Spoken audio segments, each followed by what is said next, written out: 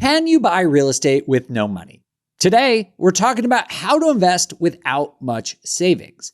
It is possible, and getting from your current financial starting point to buying your first investment property might actually be easier than you think.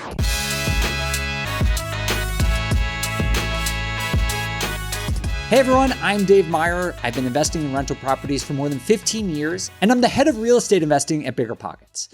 When I started investing, I had almost no money. I was waiting tables and got my first deal by partnering with 3 other people and agreeing to manage the property, even though I had no idea what I was doing.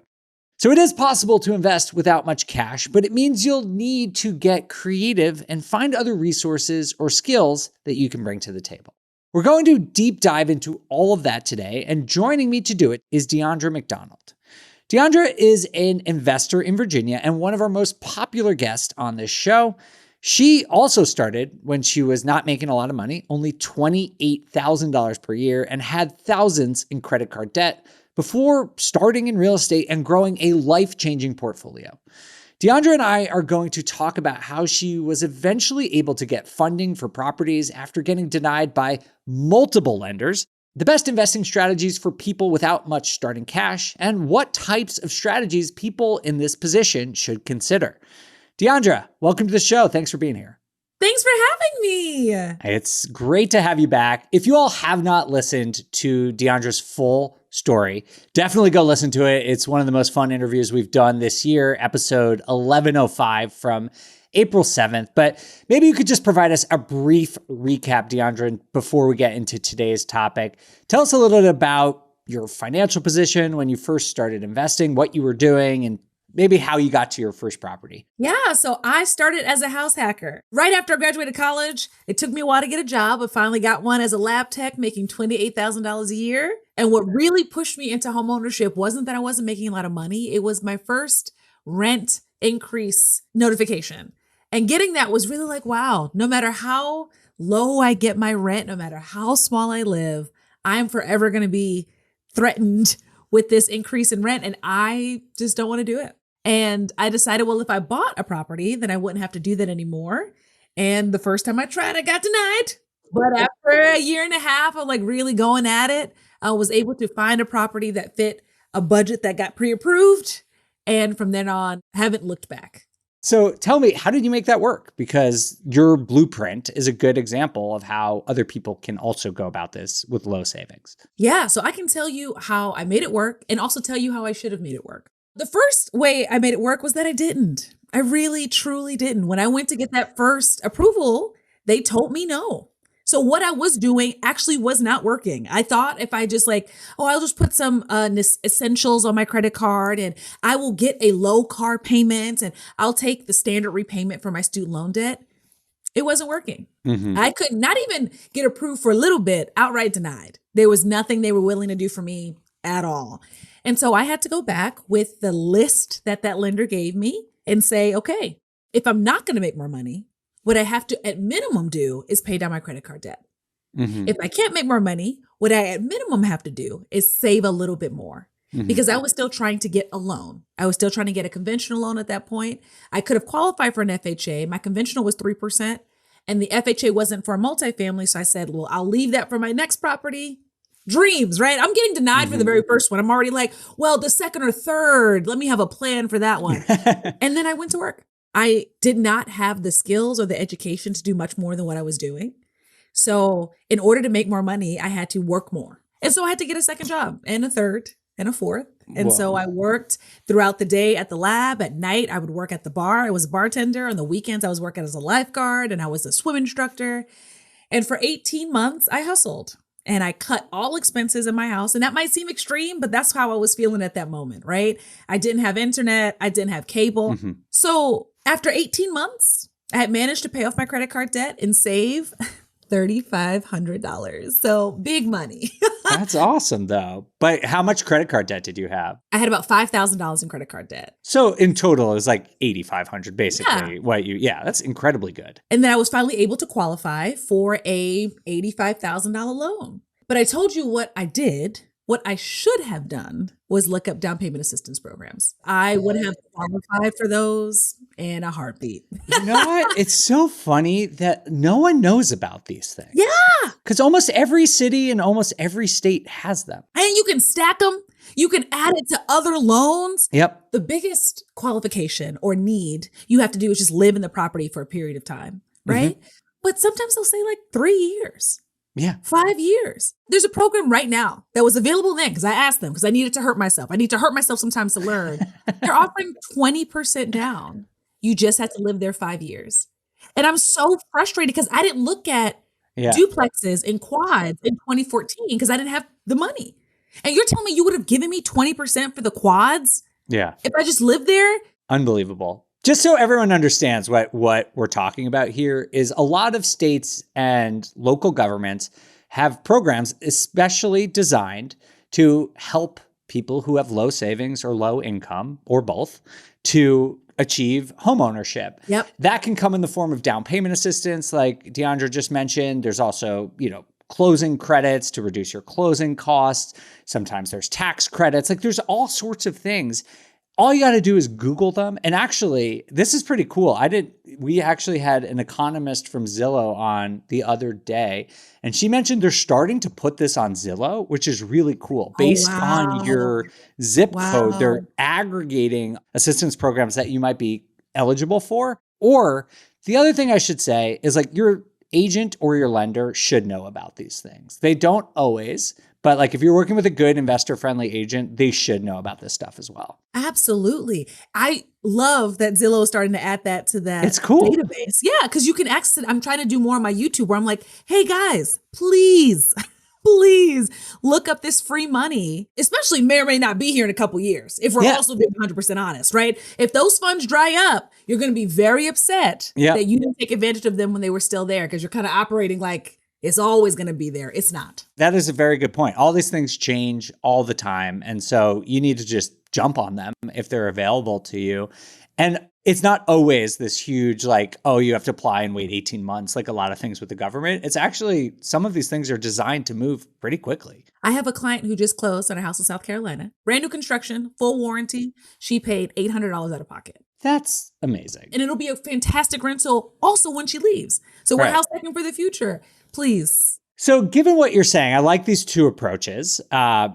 I'll just mention, this is your show, but I'll just mention that I got started a third way, which was partnering with people. Not everyone has access to that. I'm fortunate to have people in my life who were interested to doing this, had no desire to actually do all the work. So I volunteered to do it. But that's another way you can get into this as well with low savings. I'm curious if you think there's sort of a minimum number that people need to get to in terms of savings to make a real estate investment happen in a responsible way.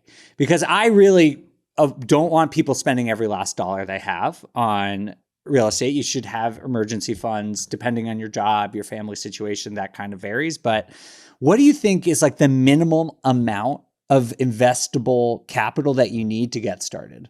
I think if you were going to invest with no money out of pocket, so you were trying to get the deed with as little money as possible, I would love for you to have enough to replace the most expensive repair in that property that insurance is not going to cover, right? Because like if it's a hailstorm, you're not responsible for fixing the windows and the roof and the HVAC that's been dented. So if we have enough to cover our worst case scenario, then I think that gives you some space to take on ownership of this person's property. So for a condo, right, that might just be $3,000 for a mini split. Right? Because you're not responsible for the roof and you're not responsible for the grounds. But if you're going to get a quad and that roof is not new, right? The things that I would want you to have some money on. Or it's like a $20,000 furnace, sometimes like super expensive stuff in some of these older homes with 4 units. That is not new and not under any sort of warranty. So that would be those caveats too, right? That's that insurance. If it's under warranty, then in theory, you should be able to call up the warranty people and have them fix it. Look at what your deductible too is on that insurance too, because if you have a $5,000 deductible, you got to be able to cover that. And a lot of people make that mistake and think insurance, they just pay. You pay the first deductible, you pay a little bit first. And so make sure you have that covered. This way of thinking about it, though, is specifically for a house hack, right? This is for an owner-occupied property. I would say even for an investment property. Like if you were to partner, I would say, hey, Dave, I'm glad they gave you this money up front. Let's make sure we have an empty credit card somewhere just in case you mess something up, just in case a tenant doesn't pay. Do you have some plan to come up with the difference for what your partner, because you gave them this great presentation. Yeah. You don't want to go back to the well, especially not right away. On the first property ever, the first Yeah. payment. You want to dip back in the well where you're like, hey, we can throw an ADU on the back of this. This is a great thing we could do, but not because, hey, I underwrote this deal wrong and now I need more money. Exactly. That's a good point. I think that's true for partnering. So I think we kind of have like three categories here. If you're following along here and you want to know how much money you need to invest, like if you are going to do a house hack and use the down payment assistance, like you may be able to get away with just basically your cash reserves. Like that's what you need. Depending on where you live, you might need money for closing costs and maybe for some part of the down payment. So, but I think reasonably in a lot of places, 10 grand would do that. Yeah. Even with expensive markets. I'd say the same way if you're going to partner with people, because you can structure a partnership anyway. And so there's no absolute number, but you can think about it that way. If you're going to go buy a property, not owner occupied, you're going to probably have to put 25% down on that kind of property. Then realistically, you probably need like 35 or 40 grand is probably about the number. And even then you're buying a cheaper deal. So I just want to put that spectrum out there for people, because I know some people knock on house hacking, but I just want to show you how dramatically the amount of cash that you need goes up. If you're not house hacking or partnering and you're just doing this yourself, it's literally probably 4 times the amount of money. Absolutely. And if I can add on top of the cash flow, something else I'd like people who want to invest with no money down to have is space, is financial space in their regular budgets. Because for, like Dave said, for that bigger property, having $35,000, maybe that feels a little inaccessible on top of the 25% down payment. But if I have great credit, I can access a credit card for 0% interest for 18 months, for 24 months, right? I'm in the middle of some big stuff for my social media business. And the first thing I did was like, oh, let me just open a credit card. Yeah. Because it's 18 months interest free and I can make that money back for sure in 18 months. But that only works because I have great credit. You don't need it. You're just using this as a financing tool. This is like a financial arbitrage move more than it's leveraging yourself as much as possible and putting yourself in a bad financial position. They say real estate investing is passive, but if you've spent a Sunday night buried in spreadsheets, you know better. We hear it from investors all the time, spending hours every month sorting through receipts and bank transactions, trying to guess if you're making any money. And when tax season hits, it's like trying to solve a Rubik's Cube blindfolded. That's where Baselane comes in, BiggerPockets' official banking platform. It tags every rent payment and expense to the right property and Schedule E category as you bank. So you get tax-ready financial reports in real time, not at the end of the year. You can instantly see how each unit is performing, where you're making money and losing money, and make changes while it still counts. Head over to baselane.com/biggerpockets to start protecting your profits and get a special $100 bonus when you sign up. Thanks again to our sponsor, Baselane. DeAndre, you started as a house hacker. I started as a house hacker. Here's my question to you. People have very different opinions about this. Is there ever an instance where house hacking is not a good option to get started? No. No. Yes. I love how definitively you answered that. So let me give you right now. I just bought my dream home. And you know what it has in the basement? A full apartment. And you know why it has a full apartment? Because house hacking isn't only to make money. Sometimes house hacking allows your parents to live with you and be able to retain their independence, but also you can keep an eye on your people. Sometimes house hacking allows your children to practice in a way that they couldn't do in a safer space and not be out here paying money to all these people. Sometimes house hacking allows you to support your friends in their times of need. I love that. Always think it's a great idea. That's such a good perspective on it too. Like, I love how you presented it as flexibility. It's not, if you want to rent it out full time, do it. If you want to rent it out as a short-term rental, do it. If you want to do it with your family, do it. Like, it just gives you an option, or just like unlock the door and live in that space some of the time. Like, it's like, you just like, there's so many different ways to do it. So I'm full on board with house hacking. I think, especially in today's day and age,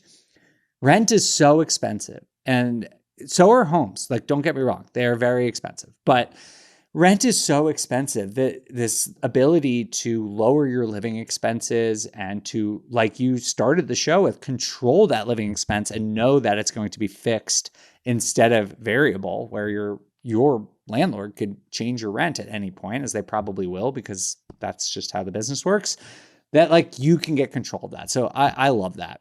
So what other options you think for folks who have little to no savings that are worthy of considering? You had mentioned partnering. Mm-hmm. I think of my larger multifamily buildings, where one of the things I've started doing, if I have a 10 unit or larger, is hiring a live-in handyman. And one of the things I've started to play around with is a profit split, and not just a payment, not just like an income. And I think of partnering is not just I live in the home, but like I take care of it, right? Mm-hmm. Like I'm not just, I'm down the street if they need me. No, I'm in it. I think that gives investors with a little more capital a little more safe feeling about what's going on with their property, knowing you're sleeping in it. Mm-hmm. You're running the water. You're hearing that dog upstairs is not supposed to be there. I can see how I, for sure, will be much more willing to invest with you in a different state if I knew you were on site and not just in the city. That is the challenge with partnering, right? Is I get approached frequently. And it's not that they're bad people. It's not that they have no savings. It's usually that they have no experience is the thing that would make me not want to invest with them. And so I think you just have to be realistic if you're looking for a partnership. You're going to have to put in something, some sweat equity. I wrote like a whole chapter in my book about this because I think it's so important. It's like people think that they can create a portfolio out of nothing. Yeah.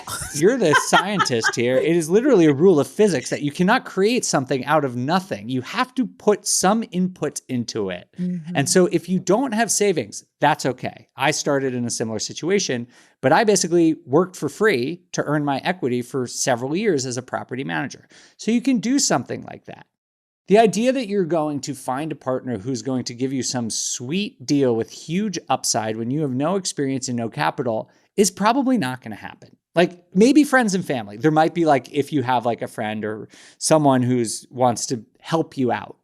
But if you're going to someone who's viewing it as an investment, you're not going to get that. And so I think that you just need to sort of figure out in a partner, like you're not going to have any leverage. I'll just be honest with you. Like you're not going to be able to negotiate anything because the other partner is going to have 100 different operators who that they can choose to invest with. So I really just recommend figuring out ways that you are going to do it. Deandra just provided a good example. Like, are you willing to live in the property and be the handyman for a couple of years?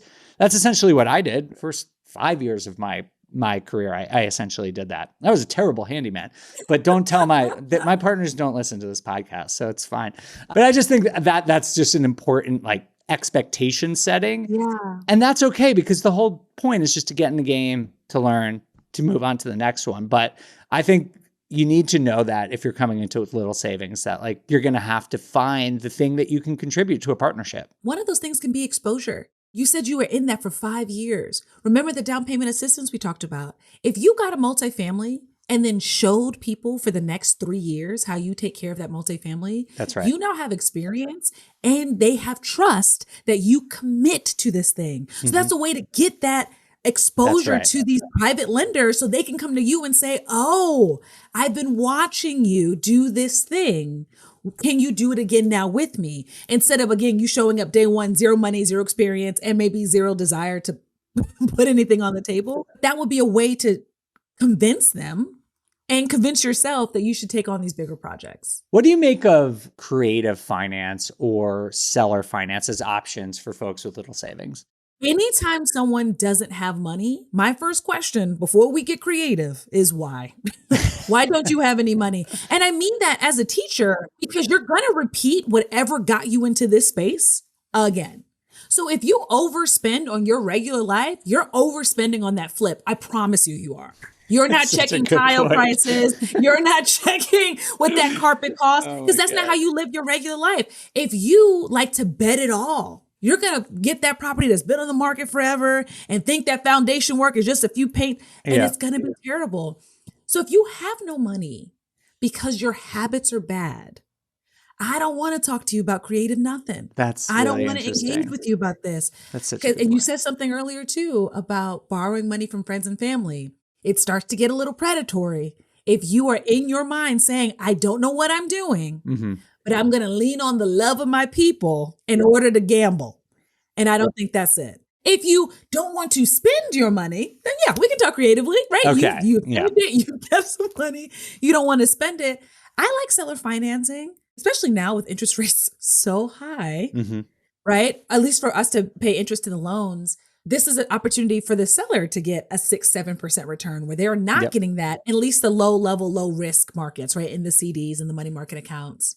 So I would say go for it. Mhm. If the property, for some reason, there's some upside that you want to delay getting a longer term loan, absolutely offer it if they got it. But in lower markets, I'd say, oh, Yeah, right. probably better to like solidify with traditional financing I than get agree. creative. Yeah, I'm not an expert in sub 2. I do have some questions about it. I think if you really understand it and you do it legally, it's a perfectly viable strategy.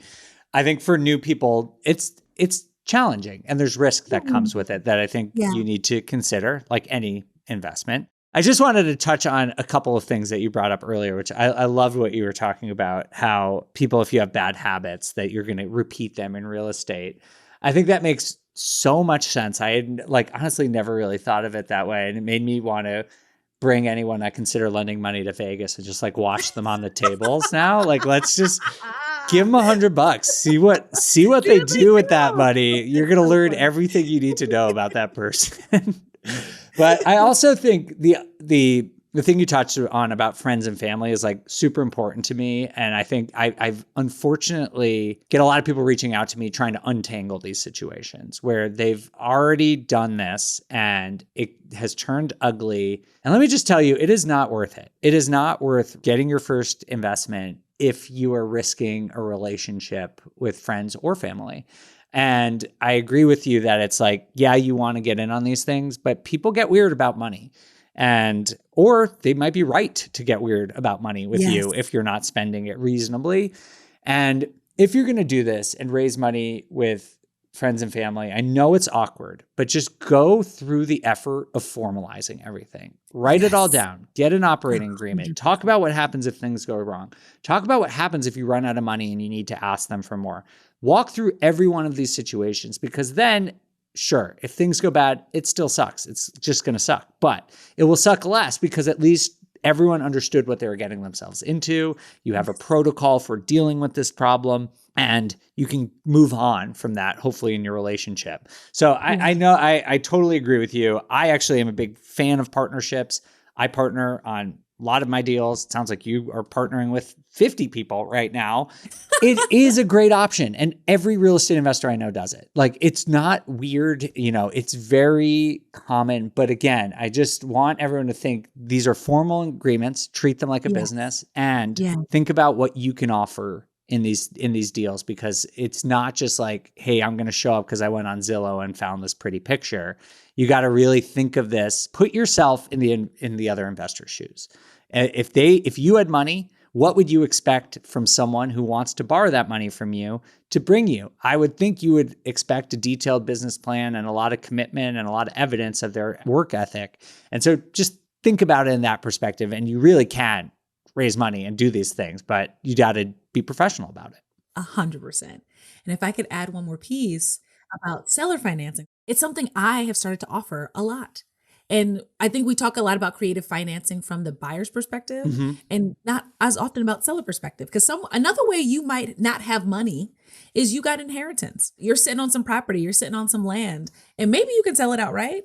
But there's something real sweet. I've been watching my 8% checks come in. I've been watching my 10% checks come in all, and it has been 10% on seller financing? Look, we agreed to what we agreed to. You know what I mean? So, and it comes in and it's wonderful. I own the properties outright. Now their names are on it, but I'm the lien holder. Yep. So and they paid a good chunk up front. So if something goes bad, I get those properties back. But I have a few properties I want to sell now that I essentially only want seller financing.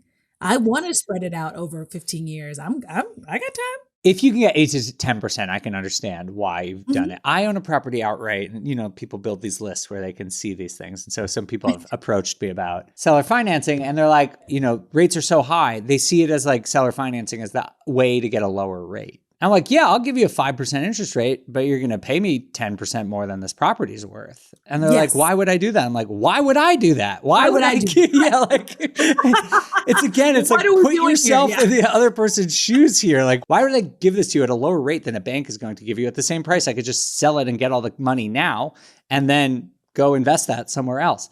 But yeah, I'm interested in it. I think it's, if you own places free and clear, it's a pretty interesting idea. So I think we've established here house hacking, partnerships, really good ways that you can go about doing this.